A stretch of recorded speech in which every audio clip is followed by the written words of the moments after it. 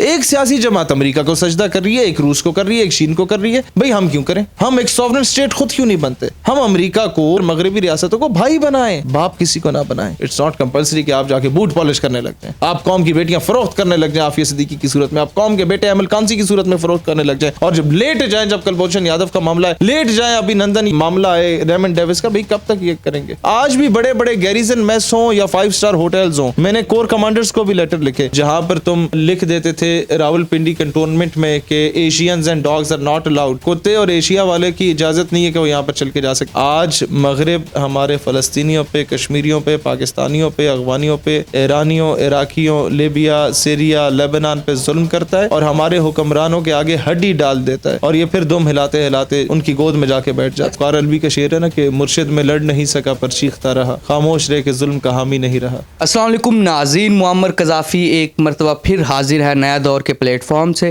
ہمارے ساتھ آج موجود ہیں شہیر سیالوی صاحب. سر, پاکستان میں اتنی پارٹی ہیں تو کیا ضرورت پیش ہے کہ آپ نے اپنی پارٹی بنا لی؟ آپ کا نام قذافی ہے, اس طرح کا خوددار آدمی کیا بلاول کے پیچھے ہاتھ باندھ کے غلام بن کے کھڑا ہوگا؟ بالکل نہیں. مریم بی بی جیسے موروثی سیاستدان کے پیچھے غلام بن کے کھڑے ہوں گے؟ ہوتے ہیں لوگ تو کھڑے. آپ ہوں گے؟ میں تو سیاست کر نہیں رہا, اور میں تو آپ ایک being a citizen of Pakistan Ghulam بن کے کھڑا ہونا نہیں, بالکل نہیں میں پسند. تو میں بھی نہیں کروں گا. میں چاہتا ہوں کہ بادشاہ کے محل میں غلام بن کے رہنے سے بہتر ہے انسان اپنی چھوٹی سی جھونپڑی کا بادشاہ بن جائے. ہم نے اپنی الگ جماعت بنائی تاکہ دلیری کے ساتھ آنکھوں میں آنکھیں ڈال کے سینہ تان کے بات کریں, ہم اپنے موقف سے پیچھے نہ ہٹیں. ایک سیاسی جماعت امریکہ کو سجدہ کر رہی ہے, ایک روس کو کر رہی ہے, ایک چین کو کر رہی ہے. بھائی ہم کیوں کریں؟ ہم ایک سوورن اسٹیٹ خود کیوں نہیں بنتے؟ ہم امریکہ کو, برطانیہ کو, دیگر مغربی ریاستوں کو بھائی بنائیں, باپ کسی کو نہ بنائیں. برابری کی سطح پہ بیٹھیں. ٹھیک ہے, we have to survive in the committee of nations, but for that survival it's not compulsory کہ آپ جا کے بوٹ پالش کرنے لگ جائیں, آپ قوم کی بیٹیاں فروخت کرنے لگ جائیں عافیہ صدیقی کی صورت میں, آپ قوم کے بیٹے ایمل کانسی کی صورت میں فروخت کرنے لگ جائیں, اور جب لیٹ جائیں, جب کلبھوشن یادو کا معاملہ ہے, لیٹ جائیں ابھی نندن یا اس کا معاملہ ہے ریمنڈ ڈیوس کا. بھائی کب تک یہ کریں گے؟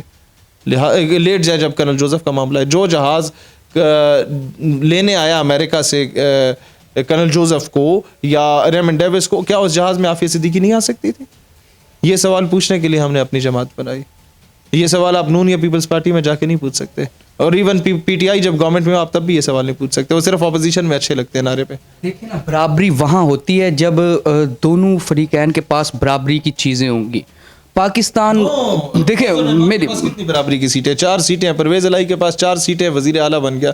ہمارا تو پہلا الیکشن تھا, اگلے الیکشن میں پتہ نہیں کتنی سیٹیں ہم جیت جائیں. اور ہمیں جو لیول پلینگ فیلڈ قذافی صاحب جہانگیر ترین اور پرویز خٹک کو دی گئی نا, 200 بندوں کے جلسے کو 6 گھنٹے لائیو دکھایا گیا.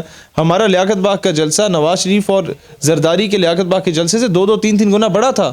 اس کو اس طرح لائیو کوریج دیتے ہم کتنی سیٹیں لے کے بیٹھے ہوئے ہوتے. ہمارا پیغام قذافی صاحب نہیں پہنچا جاتا. آپ جیسے یوٹیوبر دوست ہیں جن کی وجہ سے ہمارا پیغام کچھ لوگوں کو پہنچ جاتا ہے, میڈیا تو نہیں دکھاتا. اس میں تو پابندی لگائی ہوئی ہے, پتہ نہیں کیا کہا ہے, کہاں سے کال آ جاتی ہے. میں برابری کی جو بات کر رہا تھا کہ آپ کہتے ہیں کہ پاکستان کو جو اندرونی معاملات ہیں ان پر جو امریکہ ہے وہ انٹروین نہ کرے. ایک طرف سے آپ آئی ایم ایف کے پاس قرض لینے ہر کچھ عرصے بعد چلے جاتے ہیں. اب ایک بندہ قرضہ دے رہا, آپ کے گھر کو چلا رہا ہے, آپ اسے کہتے ہیں کہ ہمارے گھر کے معاملات پہ بھی انٹروین نہ کریں, تو یہ کیسے ہوگا؟ یہ بدماش ہیں. Iran Pakistan gas pipeline کا معاہدہ دوبارہ شروع ہونے لگا, امریکہ نے کہا ایبسولوٹلی ناٹ, نہیں کر سکتے. ایران نے پاکستان کو کہا آپ کو $18 ارب کی پلنٹی پڑے گی, آپ کو جرمانہ پڑے گا آپ کے معاہدے کے مطابق. اب ہم وہ جرمانہ دینے کو تیار ہو جائیں گے, لیکن باپ کو ناراض نہیں کریں گے, امریکہ کو جو باپ بنایا ہوا ہے. اور وہ جرمانہ دینے کے لیے ہم پھر امریکہ سے قرضہ لیں گے کہ ایران کو قرضہ دینا ہے, ایران کا جرمانہ اتارنا ہے. اور پھر امریکہ کہے گا لو بھائی قرضہ لو, لیکن آئندہ دم ہلاتے ہوئے ہڈی کے پیچھے آنا ہے, قوم کی بیٹی واپس لینے کے لیے نہیں آنا. آپ سمجھ گئے میرے کانسیپٹ کو؟ اب میں آپ کو تھوڑا سا ایک ایگزامپل کی طرح دے کے آپ کو سمجھاتا ہوں. روس میں کمیونسٹ انقلاب آیا تو اس نے مذہبی لوگوں کو, کرسچنز کو, مسلمز کو, جیوز کو پکڑ پکڑ کے مارنا شروع کر دیا ان لوگوں نے, اور کہا یہ مذہب کو ختم کریں, کوئی بھی ریلیجن ہو. پارلیمنٹ میں احتجاج ہوا, صدر کے خلاف. ایک ایگزامپل دے رہا ہوں آپ کو کہ یہ تم کیا کر رہے ہو. اس نے کہا میں تمہیں کل جواب دوں. تم کس طریقے سے ملک چلاؤ گے, لوگ تمہارے خلاف ہو جائیں گے, تم ریاست کو نہیں چلا پاؤ گے, تمام مذاہب خلاف ہو جائیں گے. کہتا نہیں, I can control the state. اس نے کہا اچھا بتاؤ کیسے. اس نے کہا I will tell you tomorrow, کل بتاؤں گا. اگلے دن وہ مرغی کو لے آیا, پارلیمان دیکھ رہی تھی, اور مرغی کا ایک پر ادھیڑا, اس نے چیخ ماری. پارلیمان نے چیخیں ماری کہ کیا کر رہے ہو. اس نے دوسرا ادھیڑا, وہ چیختی رہی, کرتے کرتے کرتے سارا جسم برہنہ ہو گیا, چمڑی نکل آئی اور پر ادھڑ گئے, اور مرغی زندہ تھی, چیخیں مار رہی تھی, اور پارلیمان بھی چیخیں مار رہی تھی. صدر نے اٹھا کے مرغی کو زمین پہ مارا, پارلیمان چیختی رہی. اس نے کہا خاموش ہو جاؤ, تم صرف دیکھو میں کنٹرول کیسے کرتا ہوں. وہ چلا, جیب سے دانے نکالے اور ڈالتا گیا, اور مرغی چلتے چلتے اس کی گود میں پھر بیٹھ گئی. اس نے کہا this is how I would control the world. آج مغرب ہمارے فلسطینیوں پہ, کشمیریوں پہ, پاکستانیوں پہ, افغانیوں پہ, ایرانیوں, عراقیوں, لیبیا, سیریا, لیبنان پہ ظلم کرتا ہے, اور ہمارے حکمرانوں کے آگے ہڈی ڈال دیتا ہے, اور یہ پھر دم ہلاتے ہلاتے ان کی گود میں جا کے بیٹھ جاتے ہیں. یہ سارا معاملہ ٹھیک ہے انٹرنیشنلی اس پہ ہے, لیکن پاکستان میں بھی تو یہی معاملہ ہو رہا ہے نا. پاکستان میں آپ یہ نہیں دیکھ رہے ریاست جس طرح کر رہی ہے ایک پارٹی کے ساتھ جو کر رہی ہے ریاست, تو آپ یہ پاکستان میں بھی یہی کچھ ہو رہا ہے. دیکھیں پہلے ہمیں پاکستان میں کرنا چاہیے نا. اگر پاکستان میں ٹھیک ہوگا تو ہم باہر کی ریاست کو جا کے کچھ دوسرے لوگوں کو کہہ سکتے ہیں. کچھ اپنے بڑوں سے سیکھ کے آتے ہیں, وہ یہاں امپلیمنٹ کرتے ہیں. جو بیوروکریٹس بر صغیر میں اپوائنٹڈ تھے ایز اے ڈپٹی کمشنر یا as an assistant commissioner, they were not allowed to serve in Great Britain.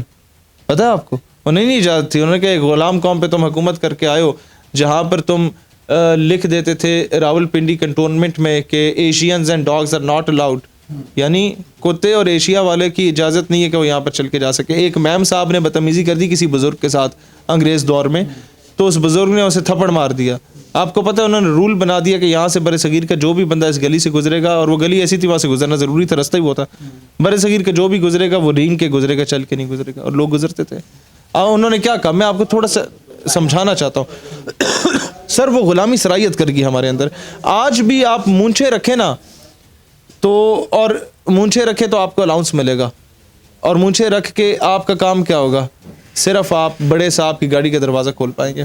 آج بھی بڑے بڑے گیریزن میس ہوں یا 5 اسٹار ہوٹلز ہوں, میں نے کور کمانڈرز کو بھی لیٹر لکھے, میں نے اپنے جو چیف منسٹرز ہیں ان کو بھی لیٹر لکھے. یہ کیا کر رہے ہو یار, اس چیز کو کب چینج کرو گے کہ ایک بندہ شیروانی پہنا ہوا ہے اور دستار پہنی ہوئی ہے, وہ بندہ دروازہ کھول رہا ہے بڑے بڑے ہوٹلز کا. آپ ہماری ثقافت کی توہین کر رہے ہیں. اسے پینٹ کوٹ پہنائیں, ٹائی پہنائیں, ریڈ کلر کا پہنائیں جس طرح انگریز پہنتے ہیں, اور بتائیں کہ جناب how we respect our culture.